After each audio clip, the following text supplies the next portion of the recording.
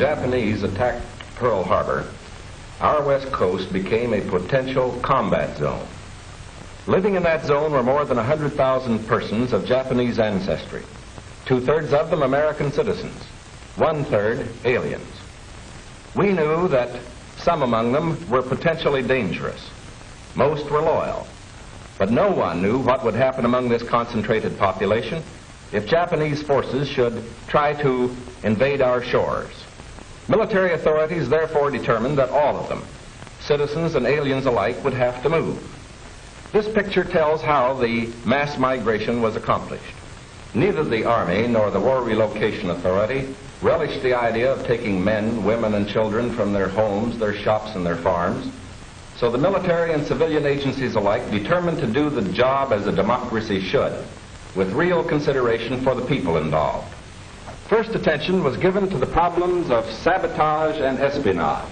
Now, here at San Francisco, for example, convoys were being made up within sight of possible Axis agents. There were more Japanese in Los Angeles than in any other area. At nearby San Pedro, houses and hotels occupied almost exclusively by Japanese were within a stone's throw of a naval air base, shipyards, oil wells. Japanese fishermen had every opportunity to watch the movement of our ships. Japanese farmers were living close to vital aircraft plants.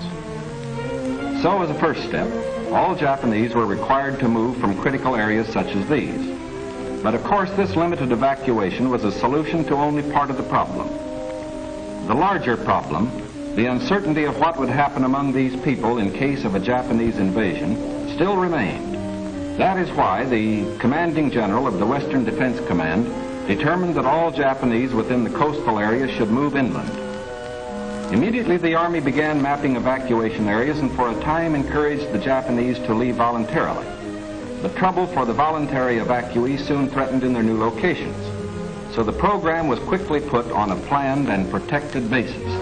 Thereafter, the American citizen Japanese and Japanese aliens made their plans in accordance with Army orders. Notices were posted. All persons of Japanese descent were required to register. They gathered in their own churches and schools, and the Japanese themselves cheerfully handled the enormous paperwork involved in the migration. Civilian physicians made preliminary medical examinations. Government agencies helped in 100 ways. They helped the evacuees find tenants for their farms. They helped businessmen lease, sell, or store their property. Now, this aid was financed by the government, but quick disposal of property often involved financial sacrifice for the evacuees. Now the actual migration got underway. The Army provided fleets of vans to transport household belongings and buses to move the people to assembly centers. The evacuees cooperated wholeheartedly. The many loyal among them felt that this was a sacrifice they could make in behalf of America's war effort. In small towns as well as large, up and down the coast, the moving continued.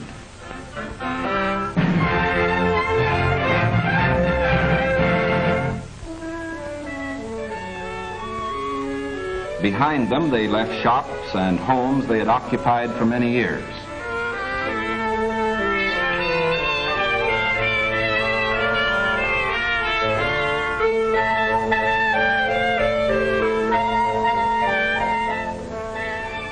Their fishing fleets were impounded and left under guard. Now they were taken to racetracks and fairgrounds where the Army almost overnight had built assembly centers. They lived here until new pioneer communities could be completed on federally owned lands in the interior. Santa Anita Racetrack, for example, suddenly became a community of about 17,000 persons. The Army provided housing and plenty of healthful, nourishing food for all. The residents of the new community set about developing a way of life as nearly normal as possible. They held church services, Protestant, Catholic, and Buddhist.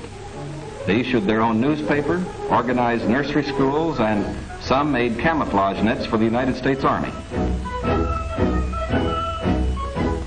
Meanwhile, in Arizona, Utah, Colorado, Wyoming, and elsewhere, quarters were being built where they would have an opportunity to work and more space in which to live. When word came that these new homes were ready, the final movement began.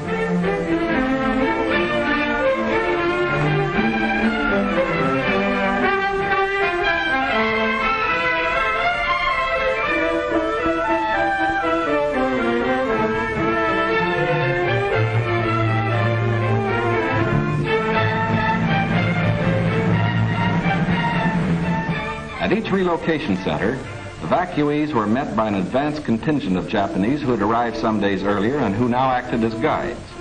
Naturally, the newcomers looked about with some curiosity. They were in a new area, on land that was raw, untamed, but full of opportunity. Here they would build schools, educate their children, reclaim the desert. Their own physicians took precautions to guard against epidemics. They opened advanced Americanization classes for college students, who in turn would instruct other groups. They made a rough beginning at self-government, for while the Army would guard the outer limits of each area, community life and security within were largely up to the Japanese themselves. They immediately saw the need for developing civic leaders. At weekly community meetings, citations were given to the block leaders who had worked most diligently.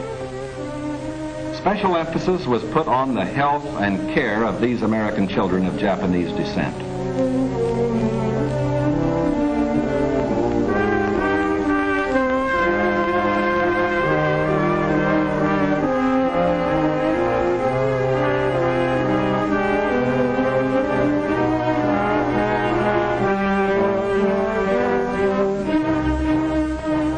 Their parents, most of whom are American citizens, and their grandparents, who are aliens, immediately wanted to go to work.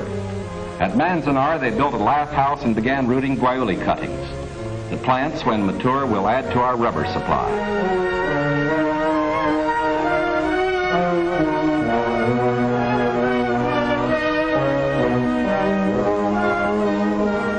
At Parker, they undertook the irrigation of fertile desert lands. Meanwhile, in areas away from the coast and under appropriate safeguards, many were permitted to enter private employment, particularly to work in sugar beet fields where labor was badly needed. Now, this brief picture is actually the prologue to a story that is yet to be told. The full story will begin to unfold when the raw lands of the desert turn green, when all adult hands are at productive work on public lands or in private employment. It will be fully told only when circumstances permit the loyal American citizens once again to enjoy the freedom we in this country cherish, and when the disloyal, we hope, have left this country for good. In the meantime, we are setting a standard for the rest of the world in the treatment of people who may have loyalties to an enemy nation. We are protecting ourselves without violating the principles of Christian decency. And we won't change this fundamental decency no matter what our enemies do. But of course, we hope most earnestly that our example will influence the Axis powers in their treatment of Americans who fall into their hands.